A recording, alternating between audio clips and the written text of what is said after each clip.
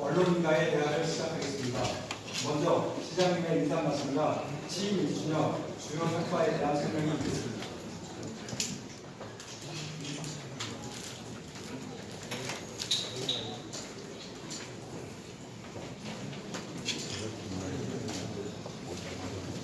안녕하세요. 손승구입니다.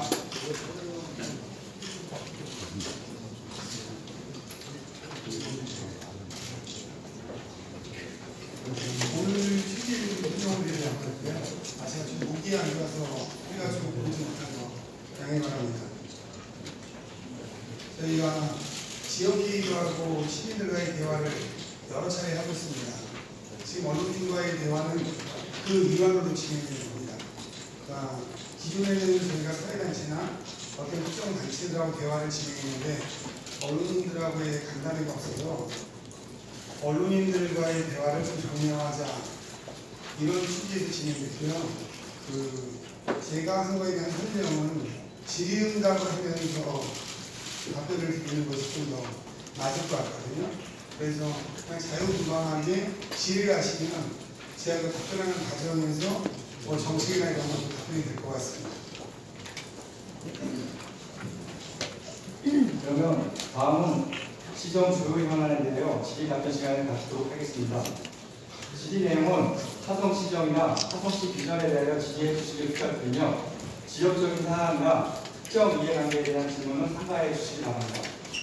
질의가 있으신 언론인께서는 먼저 손을 들어 사회자에게 지명받으신 후 소속과 성함을 말씀해 주시고 간단 명료하게 질의해 주시기 바랍니다. 질의하시는 언론인이 계시면 질의해 주시기 바랍니다.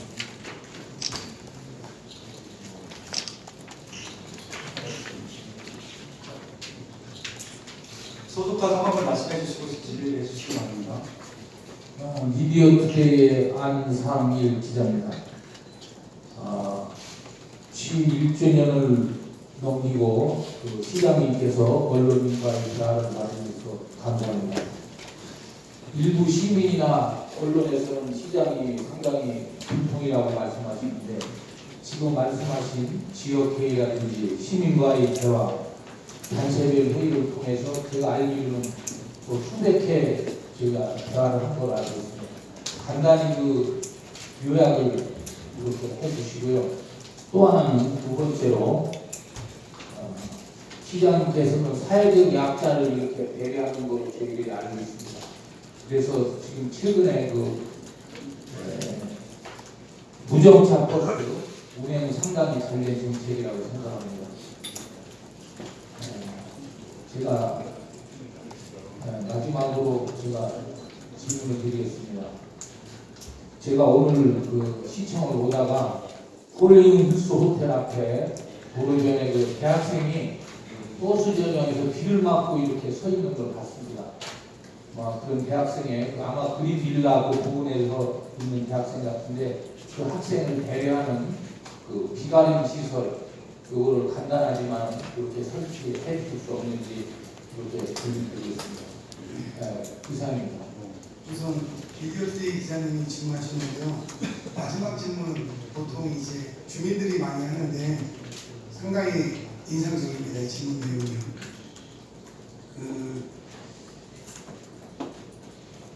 우선 시민과의 대화에서 불통이라고 하는 부분은 저는 충분히 감수합니다. 그 이유 중에 하나가요. 제가 이제 민주당에서 정치 생활한 지가 23년째입니다. 근데 기존의 정치를 좀 바꿔보겠다는 게 제 생각이 좀 많이 있습니다. 그게 어떤 내용이냐면 국회의원이나 시장, 그러니까 제가 예를 들어서 불통이라는 소리를 안 들으려고 하면 되게 쉽습니다. 기존에 만나던 사람들을 만나주면 되는 겁니다. 사회단체장이라든가 이런 사람들.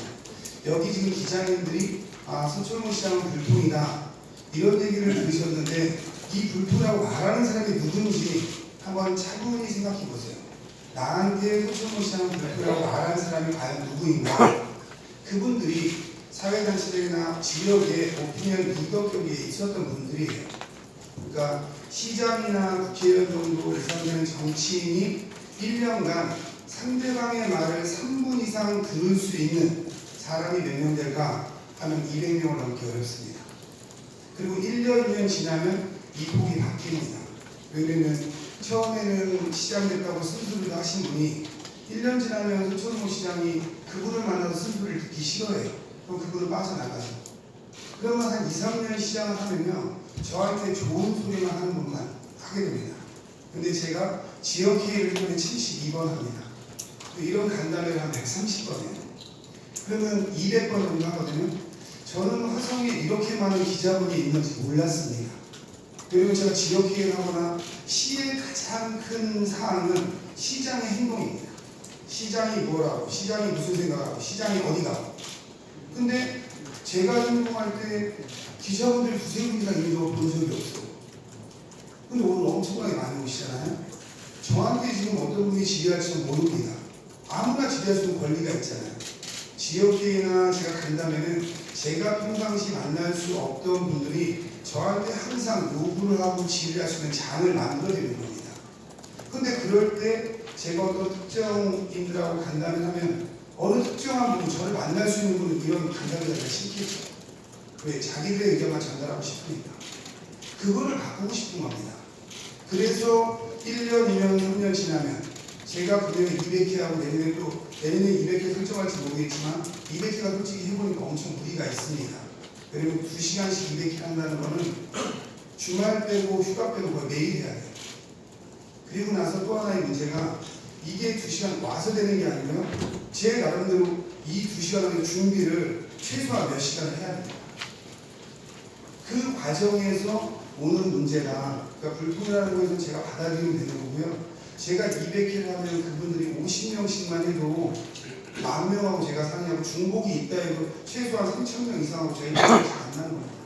그럼 그분들이 원하면 저 언제든지 만날 수 있고요. 대상자를 제한하지 않기 때문입니다. 그리고 언제든지 손을 들고 먼저 드는 분은 사회자가 지명해서 오늘도 마찬가지일 거고요. 어떠한 질문인지 할 수 있는 위치에 있는 겁니다. 질문에 대한 내용도 제한하지 않았어요. 오늘도요. 어떠한 질문을 할 수 있습니다. 그래서 그런 부분에 대해서는 아마 그런 문제가 있는 것 같고, 사회적 약자들은 그렇습니다. 제가 얼마 전에 코스타리카를 갔다 왔습니다. 거기가 국민소득이 12,000불이에요. 화성은요, 지금 GRDP가 1인당 7만 불이 넘습니다. 그런 나라에 6배가 넘죠. 그럼에도 불구하고 우리 화성 사람이 행복하다고 생각하고 더불어 산다고 생각할까? 있는 사람들이 쟁취하고 없는 사람은 계속 없는 시스템인 겁니다. 아마 언론도 비슷한 상황이 보여져 있을 겁니다. 거기에서 저는 이제 화성시가 함께 사는 다른 사회를 만들어갈 수 있는 방법이 뭔가, 이게 매우 중요하다고 생각합니다. 그 중에서 화성이 우리가 재정세력 1위, 가장 젊은 도시 1위, 경쟁력 1위, 이런 도시에서 이제는 함께 사는 도시 1위, 약자를 생각하는 1위 도시, 환경을 생각하는 1위 도시, 이거로 패러다임을 좀 전환해야 된다, 이런 생각이 있는 겁니다. 그 중에 하나가, 저는 예전에는 의식주가 가장 중요했다고 생각하면 그 당시에는 의식주였기 때문에, 왜? 그 당시에 그게 생각할 수 있는 한계였다고 보는 겁니다. 근데 지금은 저는 의식주 플러스 정보와 이동이라고 봅니다. 그 정보와 이동이, 이제 정보는 대부분 분들이 스마트폰을 가지고 있기 때문에 정보에 제한이 없습니다. 그럼 그 다음에는 서민들한테 필요한 이동권이에요. 이런 이동권을 좀 세상에 갖춰주자. 근데 저희가 다른 데에 비해서 상당히 적은 돈을 써왔습니다. 그래서 저희가 한 15% 자부담금을 가졌는데, 저희 도시도 못하는 도시도 보통 20%, 18%, 23% 이 정도로 자부담을 부담합니다. 그래서 저희는 제 임기 중에 25%까지 끌어올리겠다. 그러면은 빈차로 다닐 수 있는 겁니다. 그런 부분에서 저는 어느 게 화성시의 미래를 제시할 수 있는 사회인가, 이게 약자와 함께 할 수 있는 공존의 사회라고 생각하는 거고요. 좀 아까 말씀하신 일반 주민 민원처럼 말씀해서 제가 되게 감명받았던, 학생 한 명이 길을 막고 있었다, 이런 부분은 제가 아직 구석구석 못 살폈는데 좀 더 살펴서 그런 부분에 보다 노력하도록 하겠습니다. 네. 다음 질의 받겠습니다.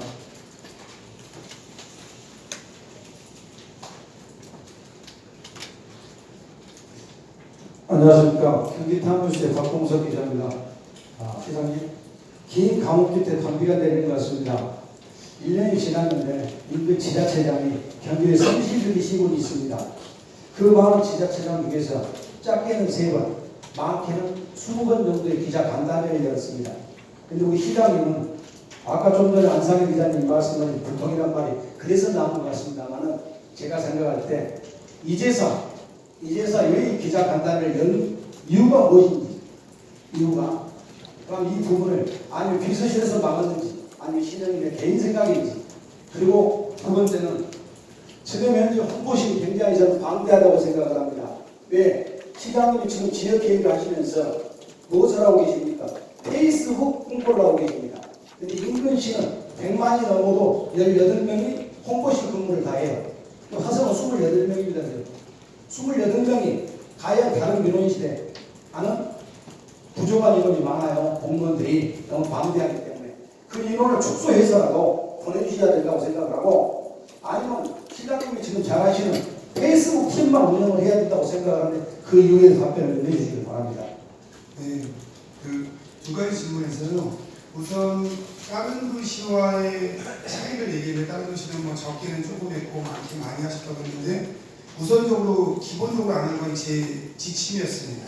그 이유 중에 하나는 저는 다른 시장님은 어떠신지 모르겠어요. 다른 시장님은 얼마나 오래전부터 출마를 준비하는지 제가 잘 모르겠습니다. 근데 저는 시장을 출마하겠다 막연한 생각은 오래전에 했지만 시장 본격적인 출마 준비를 불과 6개월 했습니다. 그게 대한민국의 현실일 수도 있어요.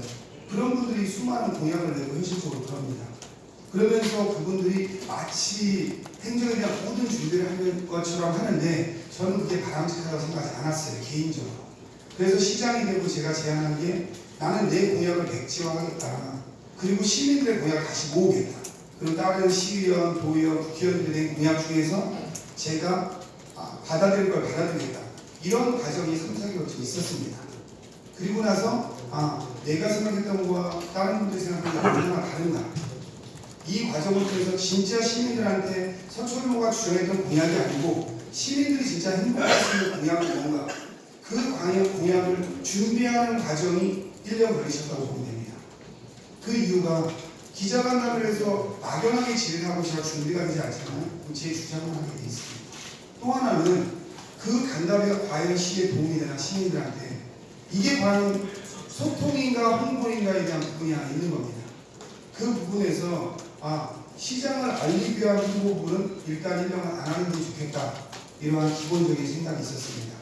그리고 그런 부분이었고요. 지금 하는 건 홍보라고 생각하시면 홍보라고 받아들이시면 되고요. 하나는 제가 뭐 체육인가의 간담회 아니면 문화예술인가의 간담회 이러한 간담회의 한 파트라고 생각해 주시면 좋습니다. 그리고 또 하나 홍보실이 아까 인원이 많다. 그 부분에 대해서는 저는 줄일 생각 없습니다. 그 이유 중에 하나가 화성시에는 인원을 보강할 계획입니다. 그 이유가 왜냐면요. 화성시는 이번에 추경까지 다 편성하면 예산이 한 3조가 넘어갈 겁니다. 작년에요. 근데 대한민국의 하는 정책에는 잘못된 부분이 하나 있습니다. 왜? 위에서 정해놓고 누구나 똑같은 옷을 입으라고 합니다. 저희 지방자치가 시작한 지가 25년이 지났는데요. 25년 전에 만들어 놓은 옷을 지금 서천모 시장이 입기를 바라고 있는 게 대한민국입니다. 현재. 그건 어떠한 문제가 있냐면요. 화성시 예산이 3조가 되는데 저희 인건비 예산이 한 1,800억 정도 됩니다. 화성시 공무원들이 다른 데보다 못한다는 얘기 듣는 것 중에 하나가요. 우회의 행정상의 문제가 있어요. 다른 데는 공무원 한 명 1억을 쓴다면 저희는 공무원 한 명당 예를 들면 3억, 4억을 써야 됩니다. 다른 데는 1억을 쓰기 위해서 5천만 원짜리 사업 2개를 만들면은 이분들은 이 2개의 애정과 관심과 계속 불러보게 됩니다. 그리고 잘못되면 내년에 더 잘된 정책을 하려고 계속 바꿔나갑니다. 하지만 화성시는 4억을 한다면 8개의 사업을 하니까 사업을 만들고 지나가도 버거운 겁니다. 이게 현실이에요. 그렇기 때문에 우리가 어떻게 하면 이걸 해결할까 해서 공무원 수를 늘려달라고 우회를 됩니다. 그래서 현행법 테두리를 벗어나서 시장의 권한을 이용해서 저는 시간 선택제고 기간제를 훨씬 더 늘려야 된다. 저희가 공무원 인건비를 200억을 더 쓰면 1,800억에서 2,000억을 쓴다면 전 예산을 2,000억 절약할 수 있다고 생각합니다. 그래서 인원을 더 이상 늘리는 방향으로 갈 생각이지 어디 특정한 부분을 줄이려고 하는 생각은 적습니다. 그래서 제가 다음 주에 행안부 장관도 만나고 청주님도 만나는데 거기에서도 화성의 특수성을 계속 지금 강조하고 있습니다. 근데 저희가 234명당 공무원 하나인데 수원 같은 경우 240명당 한 명입니다. 위에서는 똑같은 옷을 만들어서 다른 데는 240명대도 잘하지 않냐 이런 주장을 펴고 있는 겁니다. 행안부도 그렇고 다른 정부부처도 그렇고. 그런데 수원에는 바다도 없죠. 농업도 우리보다 작죠. 축사업도 없죠. 이러한 특성이 다 다른 거예요. 이게 자치구권을 보다 강화해야 되는 이유 중에 하나가 되는 거죠. 그렇기 때문에 저는 다른 부족한데도 끊임없이 더 사람을 뽑아라. 최종 책임은 시장이 지더라도 시가선택제든 계약제든 뽑을 수 있는 데까지 뽑아라. 이게 기본 방침입니다. 그리고 홍보팀도 저는 많다고 생각하지 않습니다. 여기가 다 언론사기 때문에 저희가 홍보를 하기에 부당한 게 있으면 기사로 쓰시면 됩니다. 아, 화성시장은 28명을 써서 이러이러 안 좋은데 많이 낭비하더라. 이걸 기사화하시는 힘을 갖고 계신 분들이에요. 여기 분들은. 그러면 제가 반성할 부분을 반성하고 가장 강력한 부분이 언론 아닙니까? 여기서 쓰셔서 그걸 바로잡게 할 수 있는 힘이 있으십니다. 네. 다음 질의 받겠습니다. 뒤쪽으로 해서요. 반갑습니다. 경기는 오유석 기자입니다. 시민과에 대한 두번 벤처 기자입니다. 네. 반갑습니다. 시장님께서는 행정관이시기 전에 정치인입니다. 앞선 질문과 매우 좀 같이 하는데 다시 한번 질문드리도록 하겠습니다. 취임 후 한 번도 언론인과의 대화를 갖지 않으셨습니다. 그 진짜 이유를 말씀해 주시기 바랍니다. 두 번째, 서초구하면 지역회의입니다. 여태까지 진행해온 지역회의에 대한 평가와 성과가 있다면 어떤 게 있는지 말씀해 주시기 바랍니다. 두 번째 것부터 답을 드리면요. 지역회의는 제가 시장이 된 가치와도 되게 비슷합니다. 그건 뭐냐면 왜 자치분권 얘기를 하냐고 하면요. 이제 시대가 달라졌습니다. 예전에는 한 명의 리더가 시를 이끌어갔어요. 그 이유 중에 하나는요. 정보의 독점에 있었습니다. 정보의 독점에 있기 때문에 그 사람이 어떤 행위를 했을 때 정치적인 행위를 했을 때 그게 우상화될 수 있는 거죠. 하지만 이제는 그게 불가능합니다. 제가 하는 일거수일투족이 다른 사람의 SNS 등을 통해서 소셜미디어를 통해서 전부 실시간으로 나가고 있는 상황이 있습니다. 그러면 이제는 패러다임을 바꿔줘야 됩니다. 자치분권을 하는 이유가 좀 아까 제가 몸에 맞지 않는 옷이라는 표현을 했지 않습니까? 예전에 국가에서 똑같은 통제 방식으로 시군별로 해도 됐습니다. 근데 지금은 시군의 특성이 너무 다른 거예요. 그것처럼 이제 시민들이 너무 똑똑하십니다. 그러면 시민이 똑똑하다는 걸 인정을 해야 돼요. 그러면 앞으로 화성시가 가야 될 방향, 대한민국이 가야 될 방향은 시민들과 함께하는 거버넌스입니다. 근데 이 거버넌스에서 왜 지역기회를 중시하냐고 하시면 의회가 있다는 이런 얘기를 합니다. 저는 의회는 의회로서 존중을 해야 돼요. 근데 다른 부분이요. 저희 화성시 예를 들면요. 화성시가 21분의 의원이 계십니다. 한 분 의장이 있어요. 나머지 20분이 4개의 상임위로 나눠져 있습니다. 한 상임위에 5분씩 계십니다. 제가 있는 남양, 이 남양에 소속된 의원이 2분이신데요. 한 분은 의장님이십니다. 그럼 한 분만 남아 계세요. 4개 상임위 중에서 1개의 상임위에만 이분이 들어가 계세요. 3개 상임위에는 남양을 대표할 수 있는 사람이 없는 겁니다. 현재. 근데 우리 기자님들이야 다 아시겠지만 의회에서 상임위에서 통과된 게 본회의에서 부결되는 걸 보신 적이 있나요? 대표성이 결여되는 겁니다. 심각하게 대표성이 왜곡되고 있는 거예요. 뽑은 대표성이 왜곡되고 있는 게 아니고요. 뽑아놓으신 분의 활동의 영역이 대표성을 왜곡하고 있는 겁니다. 그게 의회 구조를 갖추고 있는 거예요. 그러면 남양이나 이쪽의 기봉이나 마도도나 서신의 거를 여기 계신 의원님이 들으셔도 본인 상임위가 아니면 거기에 전달하는 구조가 없는 거랑 같은 겁니다. 현재 상황이. 그러면 그분들은 그 의원님을 우리를 대변하러 뽑았는데 그분은 상임위에 가서 말할 수 있는 권리가 전혀 없어요. 그럼 본회의에서 한 번도 토론한 적이 1년 동안 한 번도 없습니다. 상임위 결정난 거를 우리 다릅니다라고 주장하는 의원이 한 분도 안 계세요. 이러기 때문에 이 대표성 왜곡을 거버넌스로 가는 게 뭐냐, 그게 좀 지역회의라고 보고 있는 겁니다. 제가 아까 말씀드린 200번 할 시간 동안 언론인들께 많이 세고분 나서 간담회하고 오피니언 리더, 화성시에 한 2,000분이다 이렇게 간담회하면 저 다 좋다고 하시겠죠. 하지만 그거는 시민들의 뜻을 심각하게 왜곡시킨다 이런 생각을 갖고 있어서 지역회의나 간담회 좀 많이 하려고 하는 겁니다. 그 다음에 아까도 지금 요번에 의회에서도 그런 얘기가 나왔어요. 이거를 조례화해야 되지 않냐. 저는 시간이 좀 필요하다고 봐요. 왜?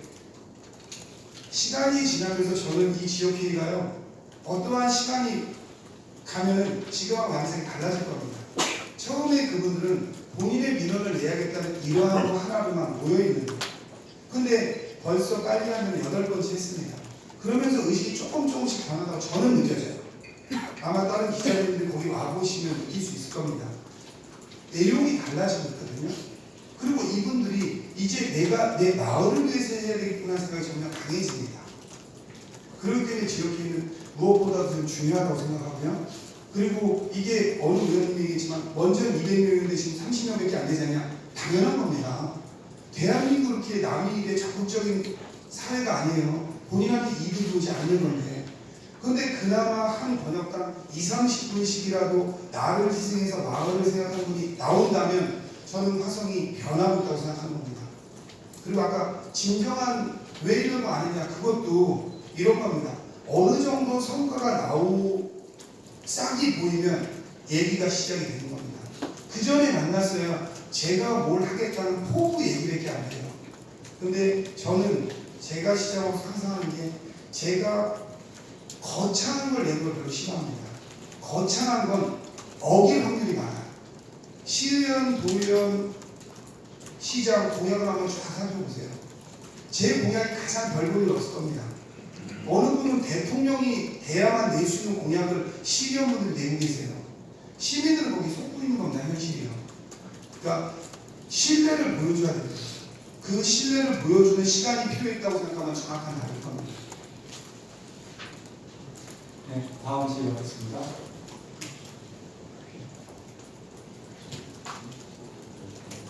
시간 충분하니까요. 네.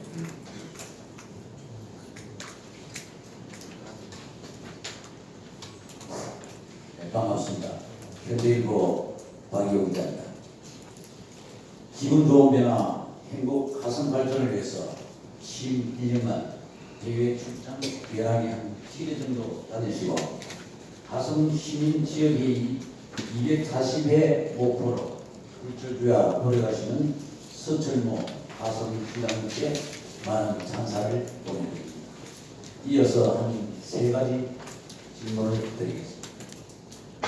첫째, 취임 당시 공약 사항 중 중점 추진 사항이 84개에서 3개 줄여서 81 정도 함으로 1년이 지나 현재 추진은 약 100% 정도 진행되었는지 말씀해 주시고, 두 번째, 앞으로 약 1개월 정도 있으면 우리 고유의 명절 추석입니다.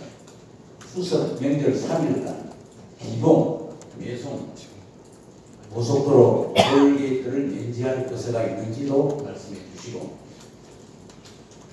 또 취임 당시 공무원 숫자가 약 1,800명 정도 됐습니다.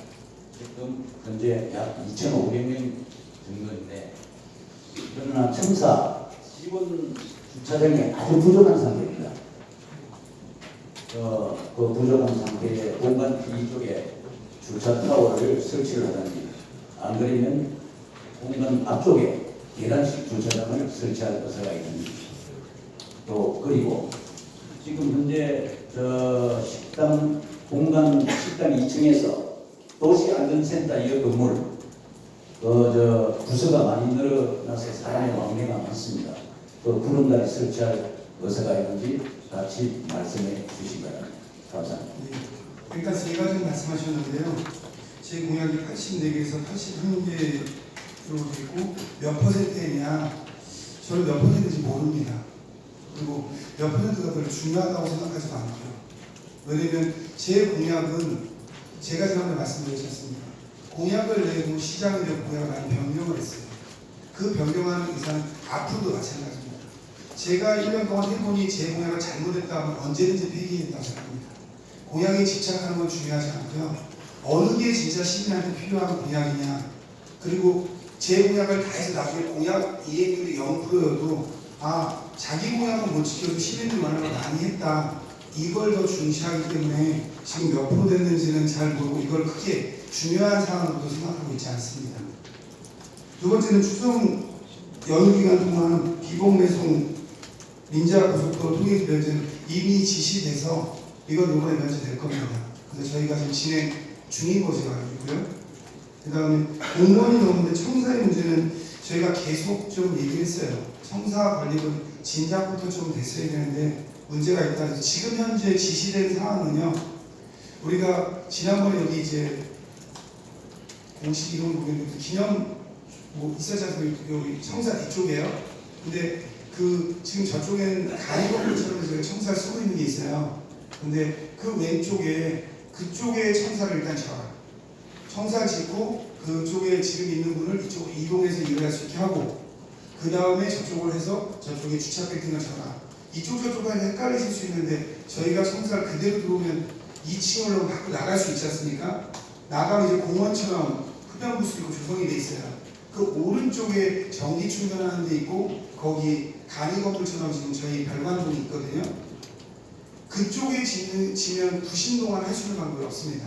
그래서 그 반대쪽 편에 그쪽에 건물을 짓고 청사를 그게 다 완공이 되면 오른쪽 걸 붙이고 그쪽에 주차 타워를 짓다고 이미 검토가 들어가 있는 상태입니다. 그다음에 마지막 무슨 도시 안전센터에 구름다리를 넣을 생각이 있냐라는 부분에 저는 이쪽에 청사가 젖으면 뭐 제 생각에는 좀 원래 이런 것도 하나 붙어 있습니다. 저는 우리 이 공식 이름이 갑자기 생각이 안 나는데 제가 좀 이렇게 이름을 잘 못 기억해요 원래요. 우리 입구 쪽에 센터, 문화센터 같은 게 하나 있거든요. 네. 모듈림 센터가 있는데 저는 개인적으로 한번 검토해다 여러 가지 논란 때문에 지금 중단했는데 저는 모듈림 센터를 본청으로 이용한다는 생각이 강했습니다. 대신에 만약 이쪽 분들의 합의가 있다면 모듈림 센터를 나누어서 그거보다 더 커진 아이들도 3개든 4개든 필요한 데 들어가야 된다고 생각합니다. 왜냐면 주민들이 여기 뉴타운처럼 아파트를 짓는데 그분들이 모듈림 센터 올려도 차를 다 가지고 오셔야 돼요.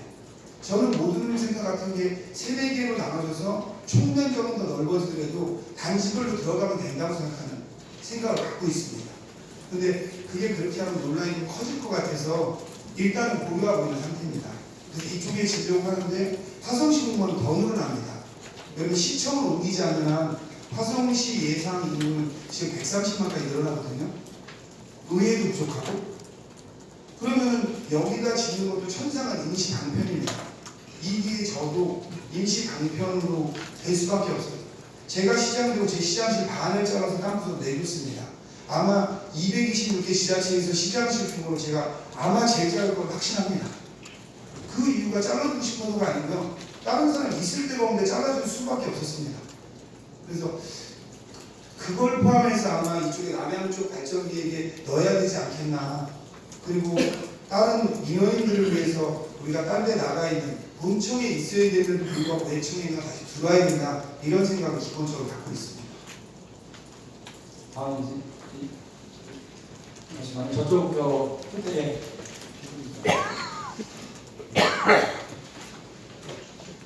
네, ADY 이규 기자입니다.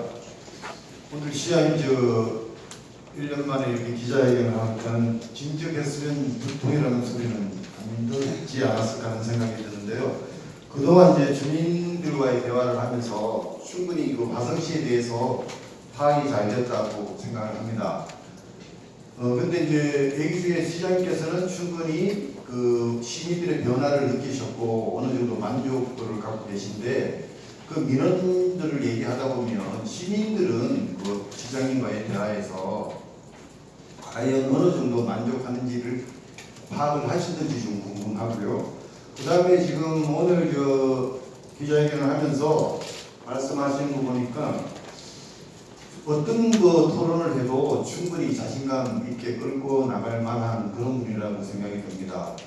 지금 화성시의 가장 중요한 현안인 수원 공공항 이전 부분에 대해서 정치적인 문제와 여러 가지가 있지만 수원시의 연태영 시장과 한판을 해도 충분히 잘 하실 거로 보여지는데 혹시 만날 의향이 있으신지 궁금합니다. 네. 우선 좀 아까 주민과의 대화에서 시장은 만족하는데 시민들의 만족도를 조사했냐 이 말씀을 하셨는데요. 제가 되게 소시민이라 욕심이 별로 없습니다. 그래서 작은 거에 행복해하고 작은 거에 만족해해요. 근데 시민들이 저처럼 작은 거에 만족해야 할지는 제가 좀 잘 모르겠습니다. 근데 저는 시민들이 아까 말했듯이 저를 전혀 모르는 분이 지금 기자님도 저를 처음 보지 않습니까? 그분이 자기 얘기를 할 수 있고 공개적인 자리에서 이것만으로도 저는 되게 큰 전환점이라고 생각하고 있습니다. 또 하나 그 수원 공공항 이전 말씀하셨는데 이 부분에 대해서 저는 이렇게 생각합니다. 이게 수원시장님을 제가 여태껏 만난 게 한 20번 만났을 겁니다. 1년에요. 그러면 엄청 많이 만난 거죠? 네. 근데 수원시장님도 이 공공항 문제를 저한테 끄집어낸 적이 없어요. 그거는 제가 후보 시절에 저는 민주당이 23년이 됩니다. 그리고 화성시정도 규모가 되면 시장이 행정을 할까 정치가 할까 고민할 지점이 있다. 우리가 정치적으로 행동할 거와 행정적으로 행동할 거 구분하자. 이걸 제안을 했어요. 그래서 산수화 협의 때도 우리가 구시장 협의체를 만들어서 행정적인 문제는 화성시가 앞장서서 양보하겠다. 우리가 저만 초선이고 두 분은 3선이지만 제가 양보하겠다. 어떤 거에서 뭐 하나 주고 하나 받는 일은 없을 거다. 하나 주시면 내가 2개 드릴 것이다. 이렇게 말씀을 드렸어요. 근데 궁금한 문제는 사안 좀 다릅니다. 여러분 이거는 별로 오래 얘기한 적이 없어요. 둘 다. 왜? 생각이 같습니다. 이 자체가 행정적인 문제가 아니라는 것을 알고 있어요. 이미 정치적인 문제다. 그렇기 때문에 아마 수원시장도 삼성까지 되셔서 이 얘기를 그렇게 크게 안 하시는 것 같고 이걸 갖고 자꾸 대화가 본인한테도 유리하다고 생각하지 않으실 겁니다.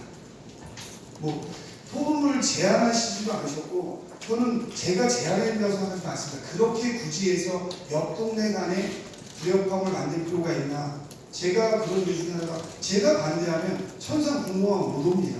그리고 제 스스로 저는 그 정도 막을 힘이 있다고 생각하고 있습니다. 다음 네. 이쪽으로 정답 해주시면.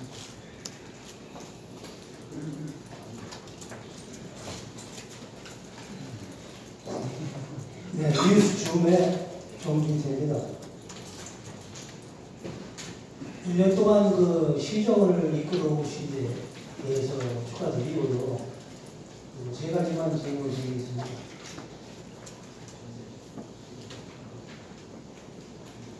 지금 이 유인물에 보면 보건정책은 하나도 나와 있지 않습니다. 지금 현재 그 기상청에서 보면 엘니뇨 현상 때문에 금년도에 이상 기후로 인해서 아프리카 돼지 열병이나 현재 일본 뇌염이나 이런 전염병에 대한 방역이나 대책에 대해서 유인물에는 한자도 나오지 않습니다.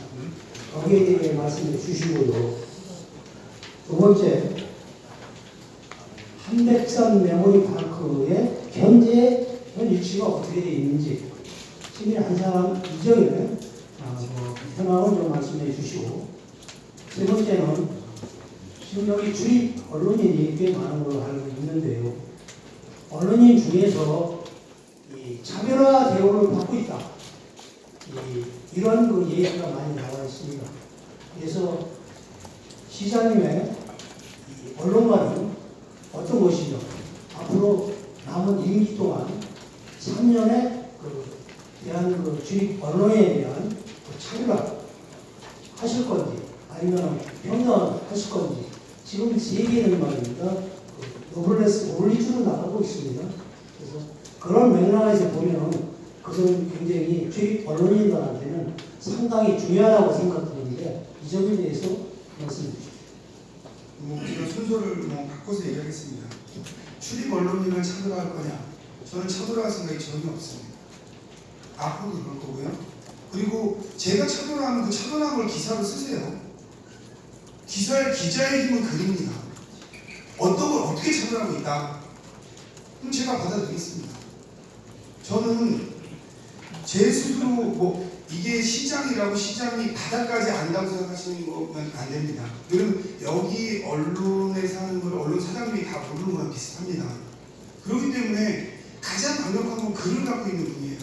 그러니까 우리 공무원이 뭘 잘못했다, 어느 거에 차별이 있다, 그럼 글로 쓰면 여기저기부터 제가 알게 됩니다. 저는 기본 마인드를 차별할 생각이 전혀 없습니다.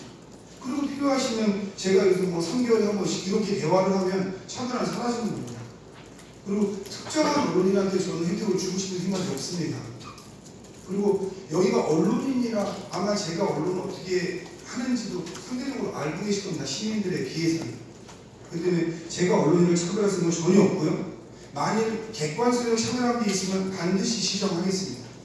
저는 해야 된다고 생각하고 있고, 그리고 언론은 언론에 명확한 역할이 있고, 행정은 행정에 명확한 역할이 있고, 정치는 정치에 명확한 역할이 있다고 생각합니다.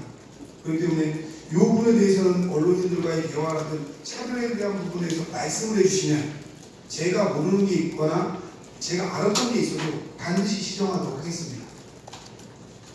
또한 한백산 메모리얼 파크 말씀하셨는데, 한백산 아무래도 위치를 궁금해하시는 건가요? 아니 지금 전 시장이 했던 거하고 지금 어떻게 돼 있는지. 전임 시장님이 했던 거는 그대로 100% 그대로 수용해서 진행하고 있습니다. 달라진 거는 그전에는 안양시가 안 들어갔는데 먼저 시장이 안양시장이 바뀌면서 안양시도 좀 함께 하고 싶다 해서 나머지 기존의 5개 단체에다 합의를 해서 안양시까지 포함해서 6개가 진행되는 거 말고는 전임 시장님이 했던 거를 조금 더 변화 없습니다. 거기에. 그래서 그대로 진행이 되고 아마 금년 안에 곧 조만간 착공이 됩니다. 그리고 법적인 절차는 지금 거의 다 완전히 마무리된 상태고요, 현재요. 그래서 진행이 되고 있고요. 그 다음에 유인물의 엘니뇨 현상 뭐 이런 말씀드려서 제가 어젠가 그 우리 홍보팀에서 저한테 뭐 자료를 줘도 제가 필요 없다고 했습니다. 없다고 한 이유가 질이 이런 거 그냥 아무거나 하면 내가 받을 수 있는 거 받고 모르면 모른다고 하면 된다. 그러니까 나한테 자료가 필요 없다. 내가 하루 만에 공부해서 질의응답할 수 있는 사안이 아니다. 뭐를 질문하실 분이고 기자가 50분이나 오시는데 그분이 뭘 질문할지 내가 어떻게 아냐. 그래서 제가 뭐 제 질문을 받지 않았어요. 그리고 제가 자료도 없고요. 자료 제가 그냥 얘기를 할 때 만일 내가 얘기를 하면 내 순서를 정리한 정도지 다른 데서 받은 거 자체가 없습니다. 그래서 여기 계신 분한테 어떠한 자료가 깔려있는지도 몰라요. 제가 주랍한 적도 없습니다. 저는 안 줘야 된다고 생각해요. 어제 왔길래 제가 한 말 그대로 말하면 기자는 제가 한 거에서 딴 걸 따서 기사를 쓰는 분이 기자다. 근데 뭘 주냐 거기다 바닥에다가. 제가 뭘 말할지 모르는데 뭘 올 거냐. 근데 뭘 지금 놨나 봅니다. 네. 그래서 제가 뭘 놨는지 모르기 때문에 그게 왜 없는지도 잘 모릅니다. 실제로. 그리고 저는 그 방역 대책, 아프리카 열병이나 뭐 저희가 엘니뇨 현상, 제가 행정을 하면서 이런 한계들이 있어요. 여기 계신 분들과 제가 훨씬 전문가가 아닙니다. 어떻게 보면 여기 계신 분들이 전문가예요. 왜 언론사에서 몇십 년을 하면서 다양한 분야의 얘기를 들으시잖아요. 하지만 저는 행정을 한 지가 1년밖에 안 됐습니다. 그 전에 정치인으로 정치 얘기를 하던 사람 때문에 세부 잘 몰라요. 아까도 1년 늦게 한 게 1년 동안 파악하는 시간이 많이 필요했어요. 그게 사실이고요. 그래서 저는 환경에서 우리가 좀 미세먼지 대책이나 이러한 실제로 뭔가 아프리카 대지열병이나 방역 대책 이거는 그 국장님 지휘하에 일자리교육청 지휘하에 어떻게 하려고 받았는데 제가 대책을 어떻게 하고 기억은 못합니다. 근데 이미 제가 보고받아서 그 열병이나 이런 거에 대해서 대책은 세우고 있다는 정도만 알아요. 하지만 어떠한 거에 뭐 무슨 약을 놓고 이런 거는 제가 해야 될 일이라고 생각하지도 않습니다. 저는 시정이 한 8, 90%는 부시장 중심으로 기조실장이 하는 게 맞다고 생각합니다. 실무장들이 하는 거고 거기에 제가 정책적인 방향을 결정하는 게 제 역할이고 저는 정치인으로서 뭐 국제테라파크 유치나 화성의 장례적 그림에서 제가 청와대 출신이라 거기랑 네트워크를 연결해야 되거나 이러한 부분 제가 지난번에도 얼마 전에 코스타리카 갔는데 대통령하고 영부인 만나고 부통령을 2번 만나고 장관 만나고 47개 단체장 앞에서 연설을 했습니다. 저는 이게 제가 갖고 있는 힘이라고 생각해요. 제가 아까 외국을 나가도 그 나라의 대사를 만나던가 다 합니다. 아마 기자분들이니까 인근 도시들 그분들 외국 갔을 때 누굴 만나려고 검색을 해보세요. 거기에 비해서 저는 제가 갖고 있는 네트워크가 거기가 훨씬 좋습니다. 이번에도 제가 코스타리카 가서 저희가 시장 개척단을 파견한다고 했습니다. 그러한 부분이 저는 되게 큰 성과로 올 수 있어요. 저희 중소기업들이 많은 걸 외국에 수출하려고 하는데 그분들이 가서 거기 대외협력 국장이라 하다못해 장차관을 못 만나더라도 만날 수 있게 하는 게 이 시장이 되게 중요한 역할이라고 생각하거든요. 그런 부분에서 제가 좀 역점을 두고 있어서 방역 대책을 세부적으로 지금 제가 자료가 없는 상태에서 어떠한 대책을 강구하고 있다 이거는 말씀 못 드리는 걸 좀 양해 부탁드립니다. 하지만 저희 국장의 중심으로 철저히 대비를 하고 있습니다. 필요한 건 저희가 서면으로 잘 드리도록 하겠습니다. 다음 질의 하겠습니다.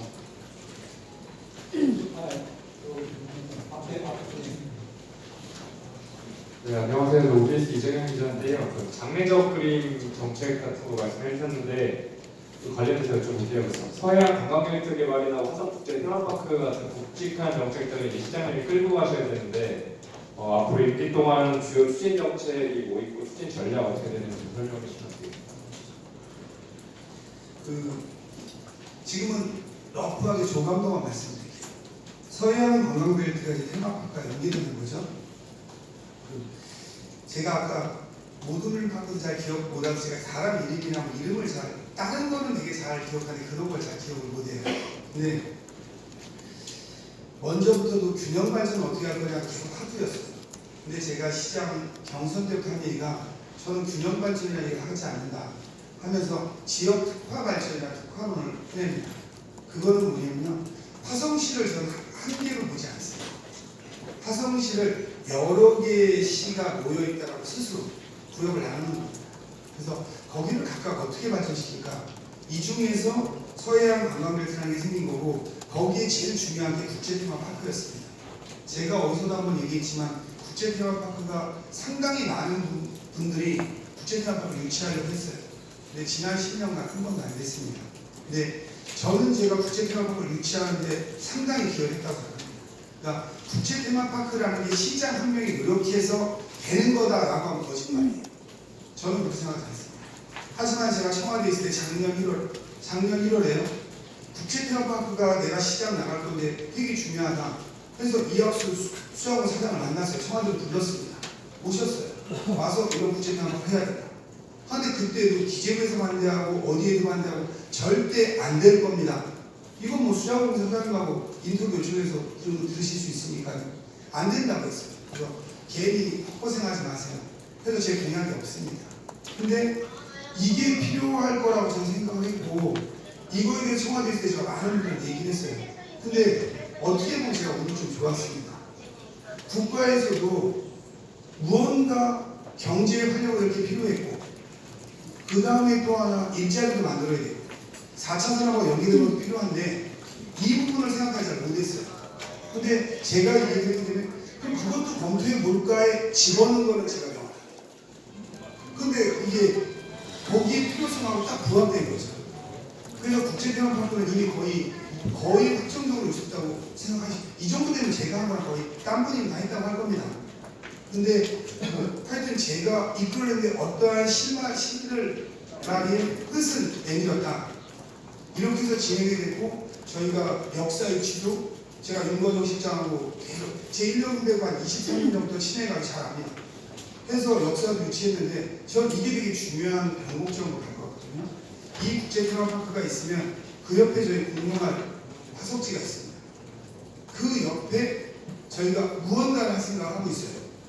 이번에 제가 뉴욕하고 워싱턴하고 이거랑 연관되어 있는데 될지 안 될지 몰라서 언급은 자제하겠습니다.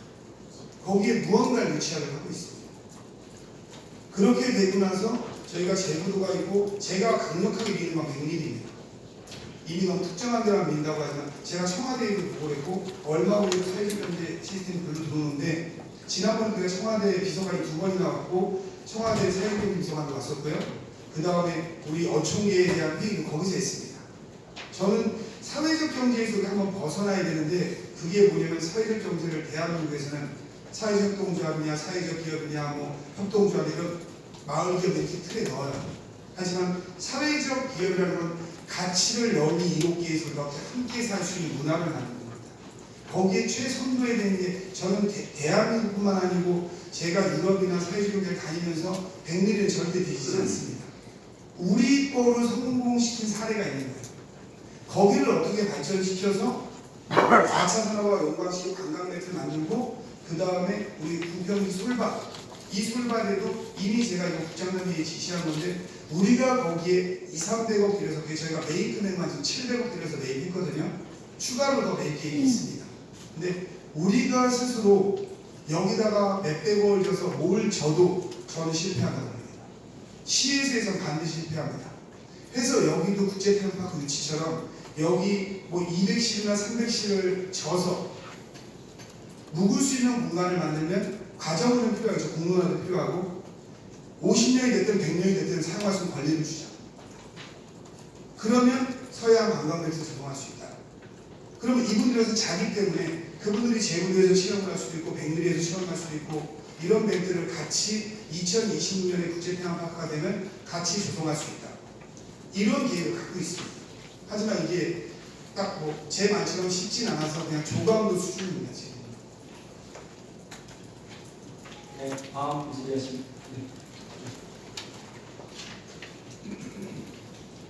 예, 국민일보 강희철 기자입니다.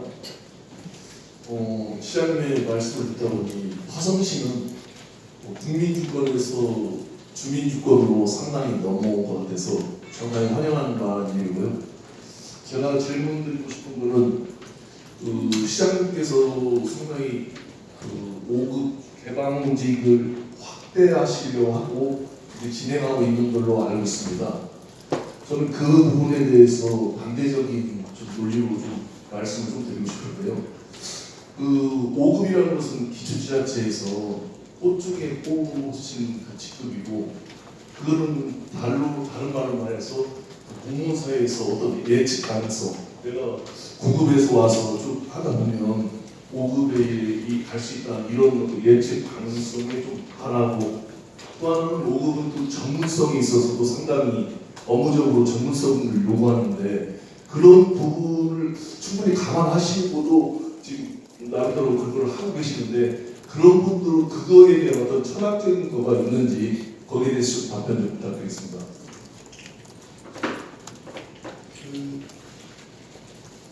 아까 이제 국민주권을 넘어서 주민주권으로 가고 있다고 말씀하셨는데요. 그거랑 매일 같습니다. 왜 그러냐면요. 저희 화성시가요. 20년 전에 인구 18만이었습니다. 지금 외국인 포함해서 83만입니다.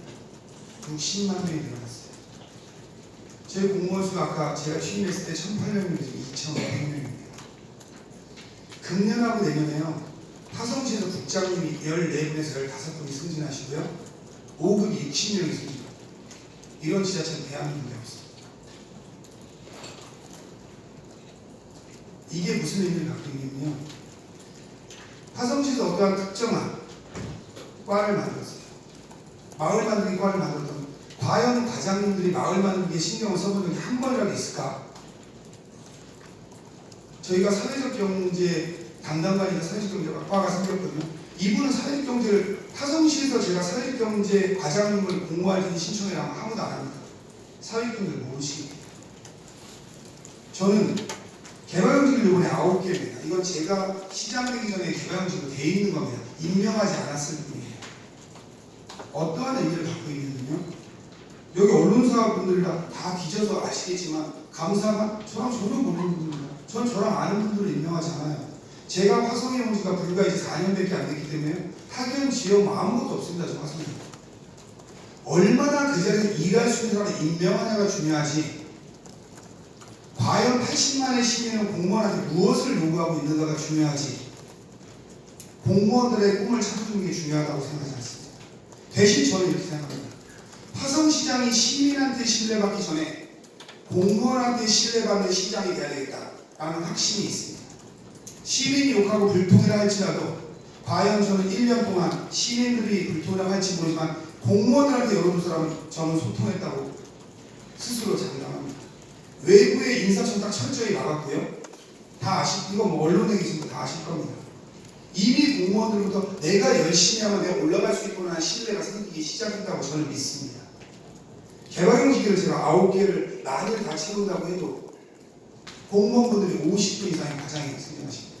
제가 공무원분들한테 이렇게 말씀드립니다. 본인이 도덕적 책임을 갖고 열심히 일하다 잘못된 건 제가 100% 맞겠습니다. 하지만 어떠한 사고가 벌어졌을 때 이게 진짜 화성시를 위해서 열심히 하려고 했던 건지 아닌지는 그 과에서 고민해보면 알 수 있습니다. 그게 상식입니다. 라고 제가 항상 얘기합니다. 개방형직의 9개를 밖에서 채우더라도 이거는 공무원들 순위에 있어서 언젠가 다시 공무원을 돌려줄 수 있는 자리입니다. 영원히 개방형직도 있다고 생각할 수 없어요. 지금 금년 내년에 너무 많은 분을 승진시키는 것도 바람직하지 않습니다. 왜냐면 승진 순위에다 보면 이런 분이 승진해야 될까 싶은 물음표가 있을 때가 있습니다. 아마 기자분들도 충분히 이해하실 겁니다. 이게 바람직하지 않아요. 개방형직을 만들었고 우리가 5명을 이번에 승진시키는데 진짜 공무원도 존중받는 분이다 하면 100% 5명 저는 공무원 중에 승진시키는 원칙을 갖고 있습니다. 하지만 그걸 벗어났을 때에는 저는 밖에 분을 2년간 개방형직을 하고 그게 끝나고 나서 다시 공무원들의 역량을 갖추신 분이 있으면 그분이 거의 과장님으로 가시면 된다는 생각을 갖고 있습니다.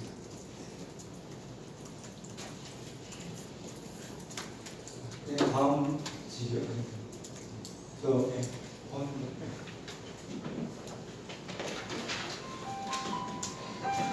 충분히 수반을 시키십니다. 오늘 저기 취재 자료를 보니까 지역위원들이 저기 1238명으로 되어 있습니다. 그리고 지역위원들 자격을 보니까 19세 이상으로 되어 있더라고요. 근데 오늘 자료 보면 이렇게 누구나 소외되지 않고 다 함께 행복할 수 있는 도시를 의미를 하고 있어요. 제가 지금 말씀드리고 싶은 거는 이 청소년들한테 어떤 가벼운 점이 없는지, 그래서 이분들 청소년도 사실은 참여할 수 있는 방법이 없는지 한번 잘 검토해 주시기 바랍니다. 먼저 다른 데서요 그 같은 요구가 있었습니다. 다음번 모집에는 청소년과에서 초등학생까지 포함할 계획입니다. 이미 그렇게 방침을 정해져 있습니다.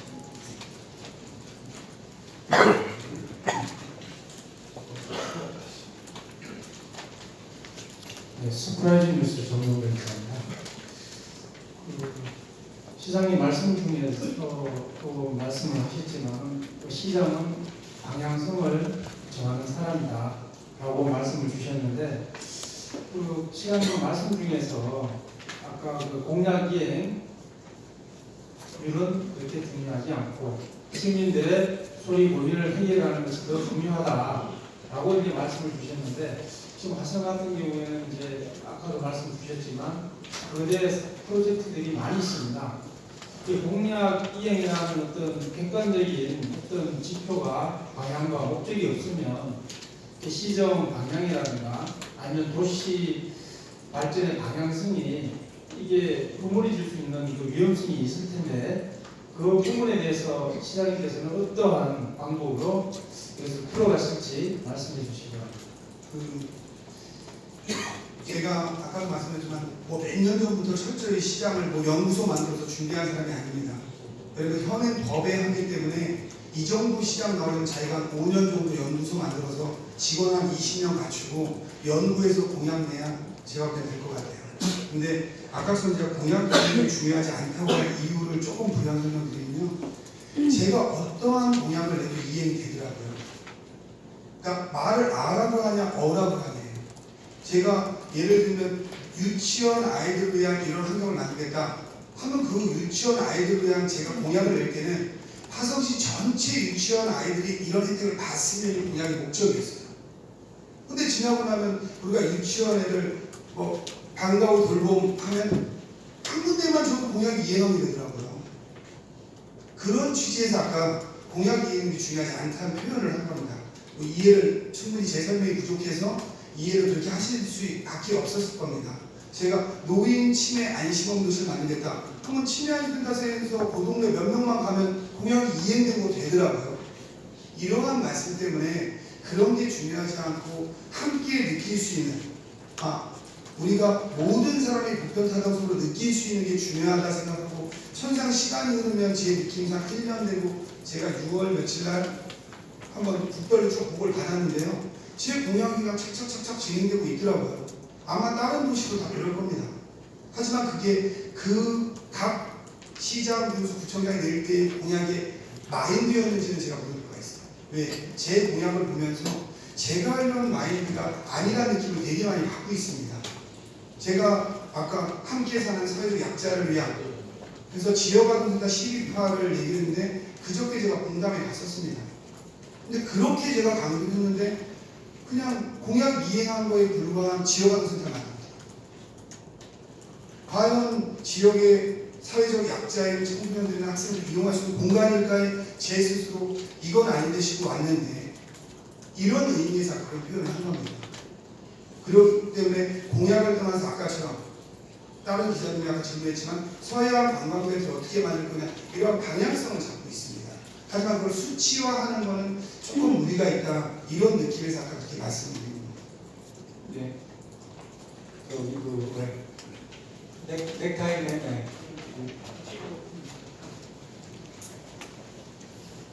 네, 키보드 수원방송 김성호 기자입니다.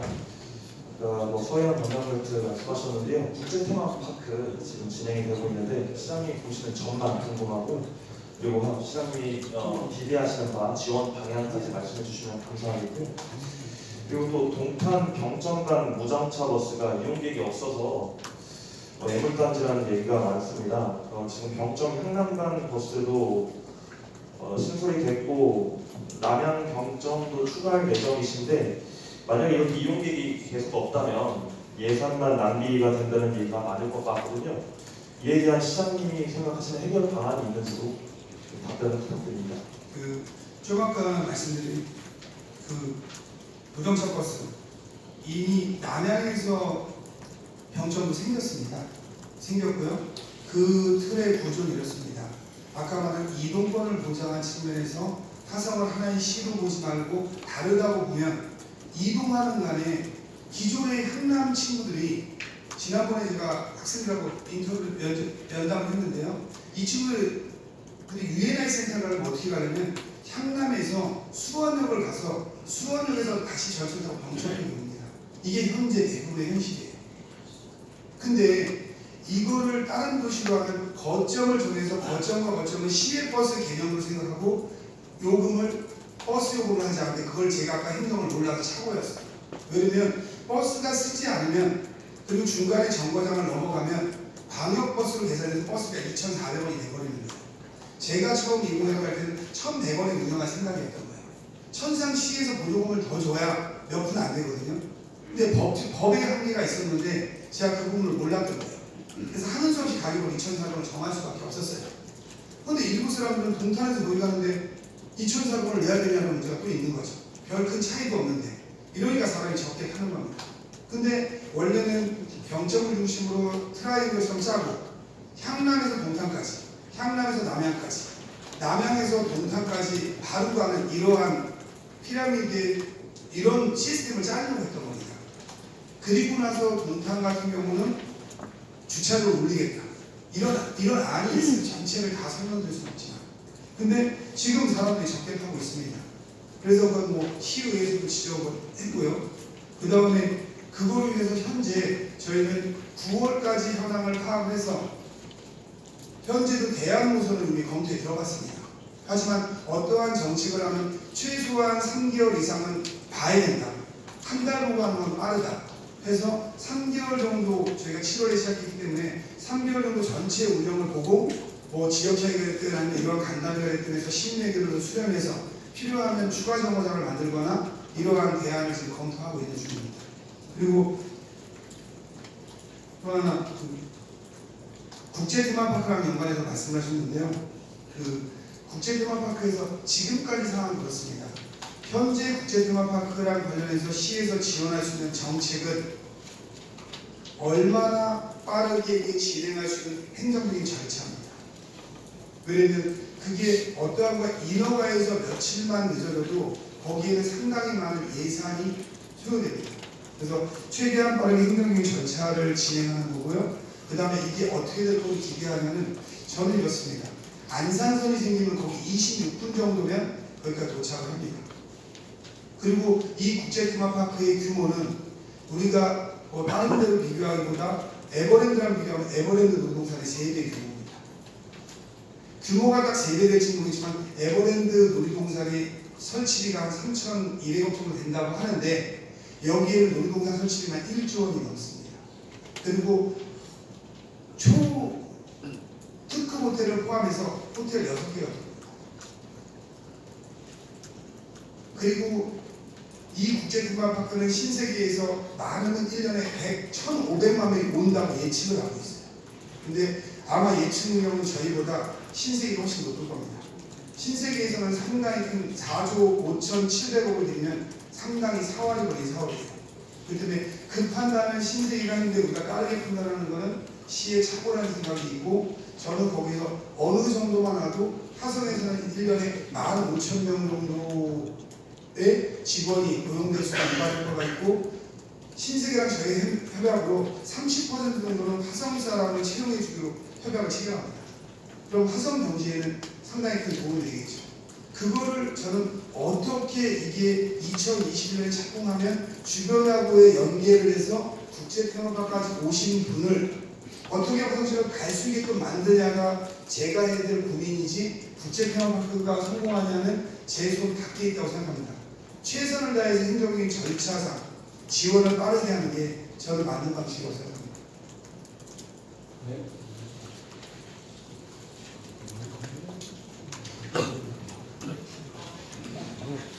네, 안녕하세요, 시장님. 화성저널의 이영찬 기자입니다. 계속해서 이제 서부 쪽, 화성 서부 쪽에 대해서 말씀하셨는데, 관광 쪽보다도 제가 알기에는 시장님께서 서부 쪽의 어촌과 어업 그 발전에 대해서 많은 관심이 있는 걸로 알고 있습니다. 그에 대한 어떤 비전과 방향이 있는지 한번 말씀해 주시고요.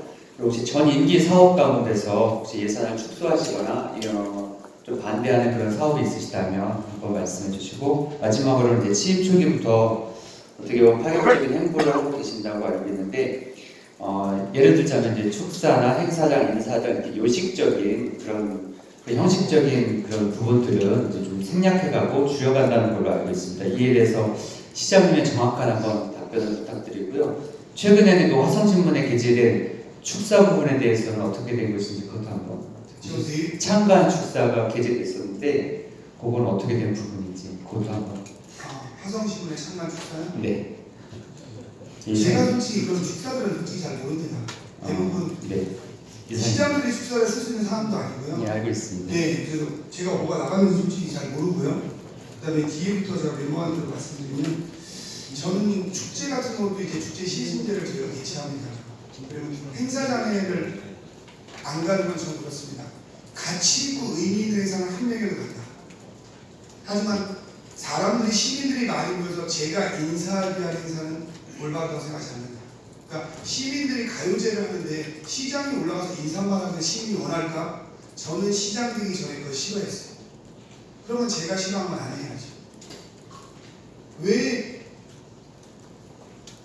무대를 만들고 맨 앞에 시장이 앉아야 될까? 저는 그거에 대해서도 좀 부정적입니다. 아마 4년 안에 이렇게 거의 다 수정이 될 겁니다.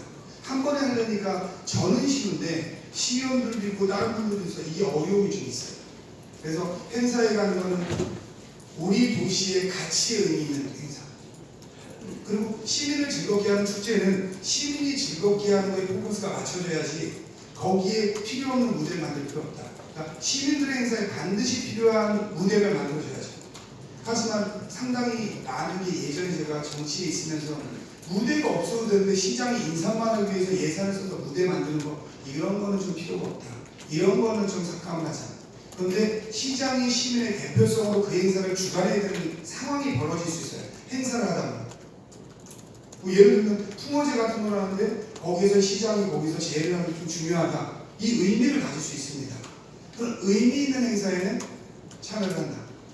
그러나 그렇지 않은 거에는 게스트로, 똑같이 시민과 똑같이 게스트로 참여하고 그냥 일반적이 아니다. 그리고 저를 소개하는 것도 할 필요가 없다. 이게 기본 방향입니다.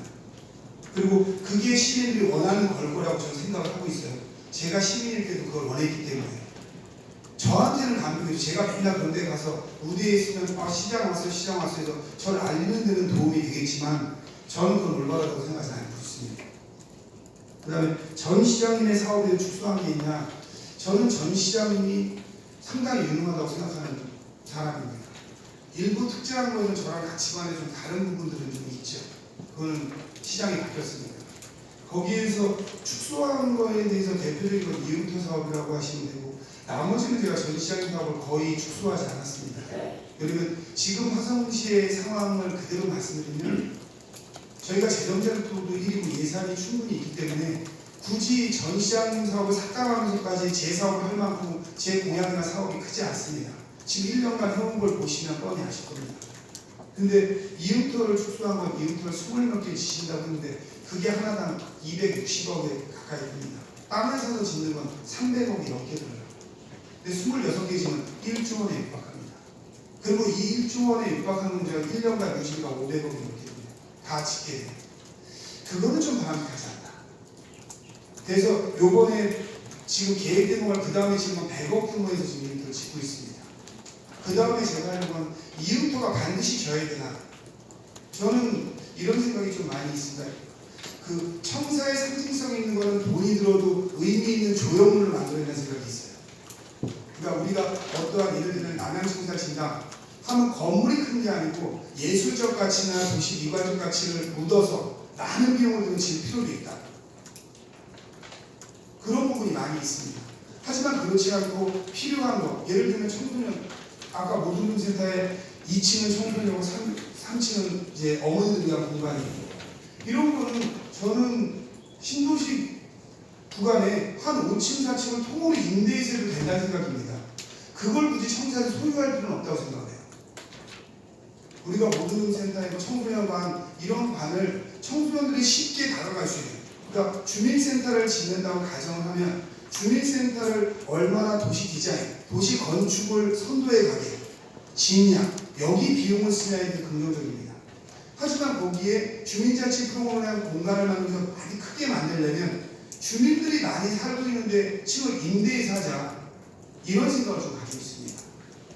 그래서 이음토의 역할 중에서 우리가 구석구석 들어가서 할 거는 사람이 몰려 사는 데가 떨어져 사는 데가 있잖아요. 그 아이가 1시간 30분 이렇게 걸어간다고 가정하면 이동하는 것보다 거기 가서 작은 이음토들도 필요한 걸 만들면 된다. 이래서 좀 방식이 전환된 거라고 이해하시면 좀 더 편할 것 같습니다. 그다음에 어초로랑 관련해서는요.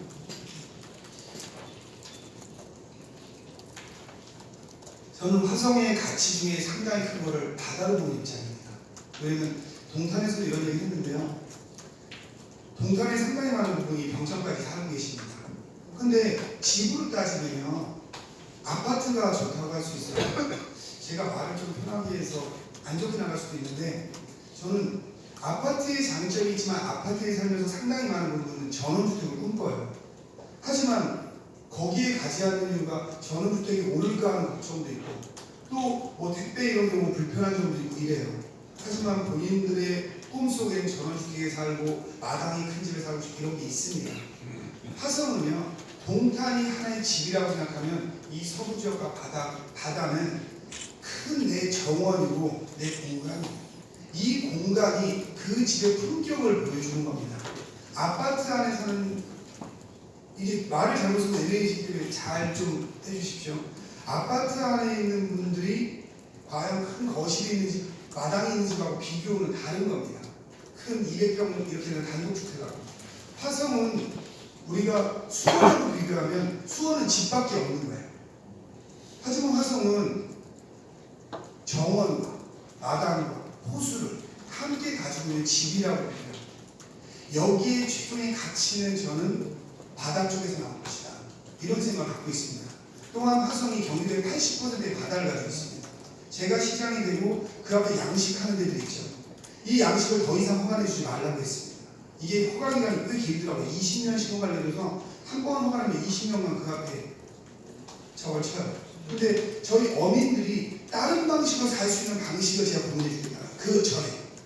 그래서 어민들이 바다에 나가서 양식을 안 해서 살 수 있는 방식을 먼저 보내드립니다. 그리고 바다를 화성시만 내놓을 수 있는 공간을 가자. 화성시 바다가 경기도의 80%다. 그러면 이 바다를 통해서 레저도 즐기고 많은 걸 할 수 있는 화성시민만이 누릴 수 있는 더 특화된 공간, 다른 사람은 비용을 많이 들여야 이용할 수 있는데 화성 시민은 아주 저렴하게 편리하게 이용할 수 있는 공간을 만든다면 화성이 어디에도 뒤지지 않는 도시를 설계할 수 있다고 보거든요. 그래서 어촌어항을 되게 중시하고 어촌대강로를 간담회하고 그분들이 내륙에서 어떻게 하면 바다보다 더 큰 수익을 낼 수 있는 안을 시에서 지원할 수 있나 이런 방안을 같이 고민하고 있는 겁니다. 거기에 선도 모델을 잡고 있는 게 백민입니다. 시정에 대해 이렇게 뜨거운 관심을 가져주시기에 깊이 감사드리며 궁금한 사항이 많으신 것으로 사라지나 시장님의 다음적으로 한두 개 정도 더 질문을 받은 뒤에 마감하도록 하겠습니다.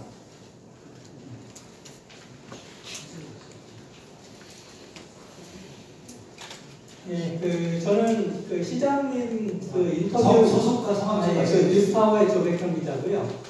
저는 시장님의 인터뷰가 이렇게 허례없이 다 배제하고 질의응답을 이렇게 심층적으로 다양하게 정말 마음껏 질문하고 답변할 수 있는 이런 자리는 처음이라 정말 신선했고요.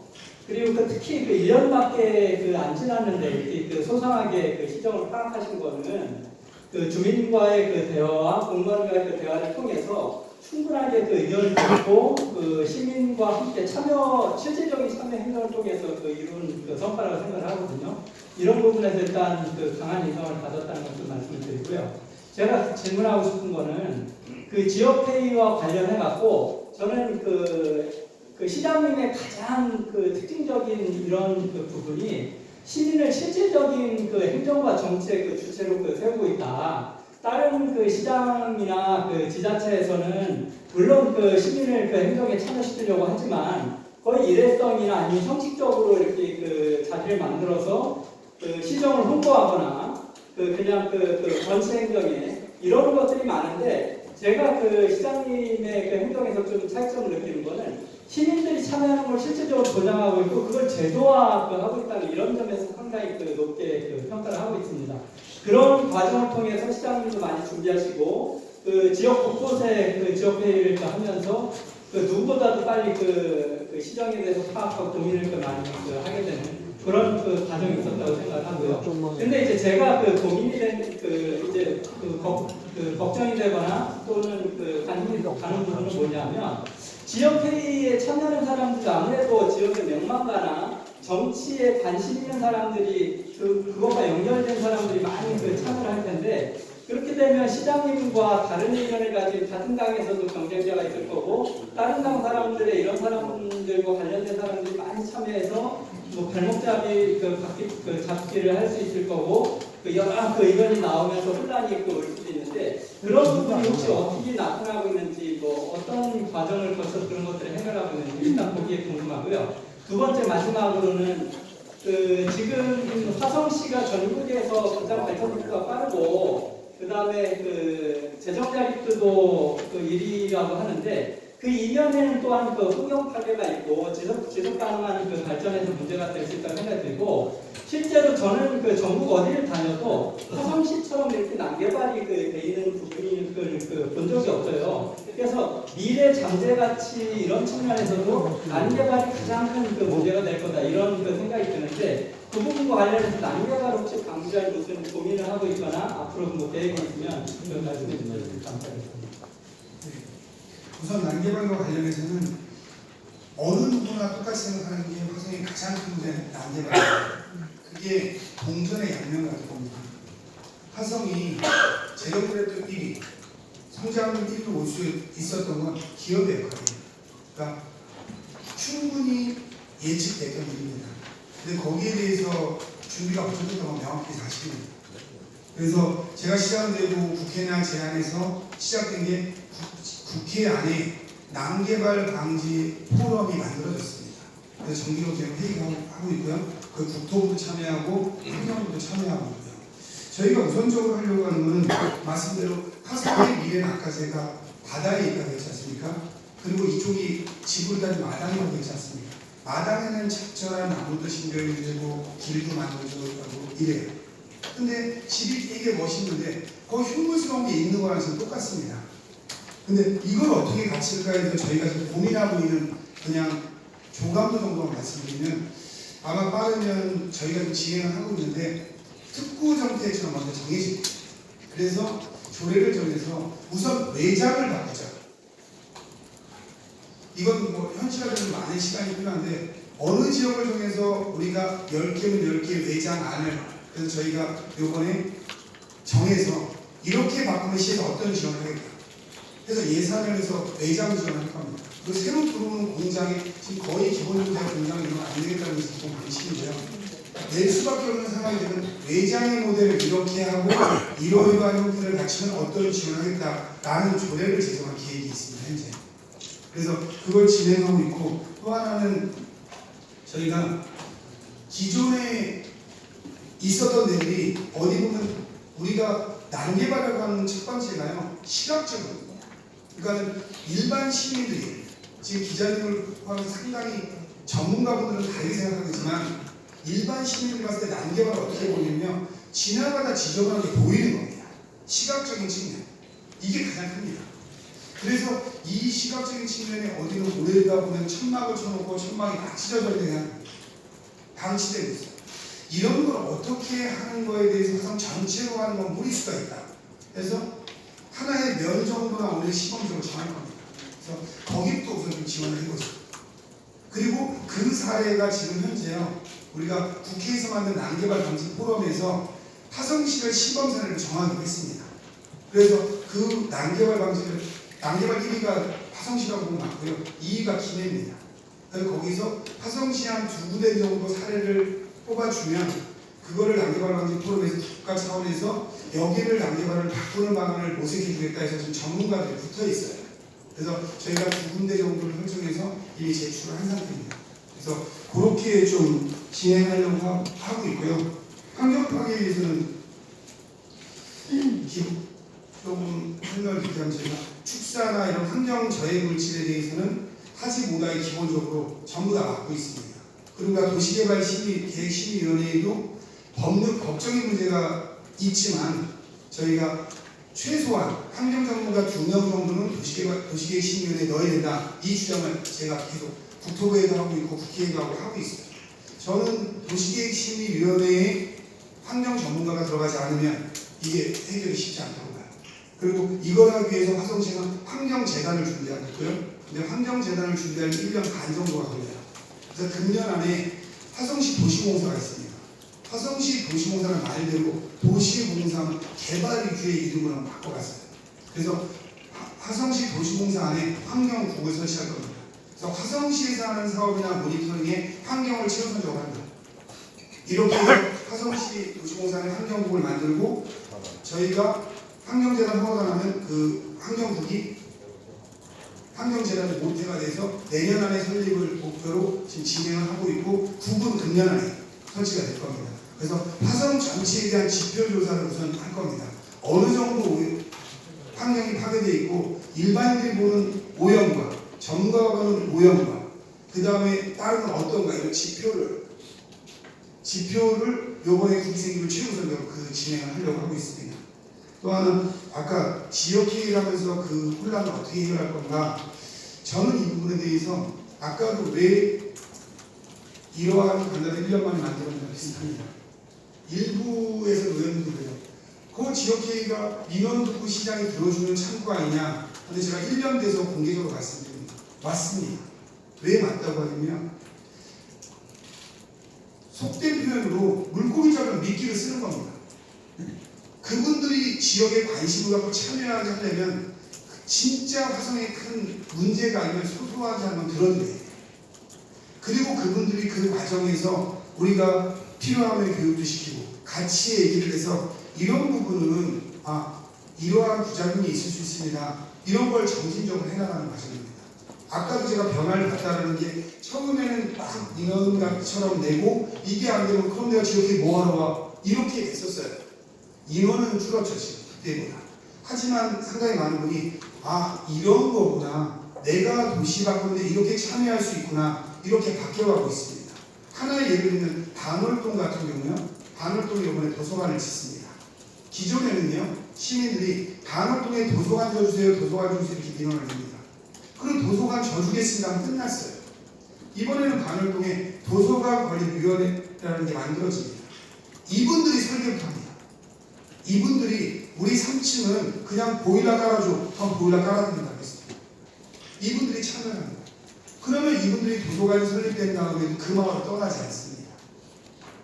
작은 걸 만들 때 기존에는 요구만 했는데 작은 것부터 그분들을 참여시키고 그분들이 함께 할 수 있게 만든다면 바뀌는 거죠. 처음에 정치적으로 이용하는 게 있습니다. 하지만 저는 그렇습니다. 저에 대해서 30%, 20%, 많게는 50% 반대하고 그게 다른 당에서 한다면 그건 제가 받아들여야 할 숙명인 겁니다.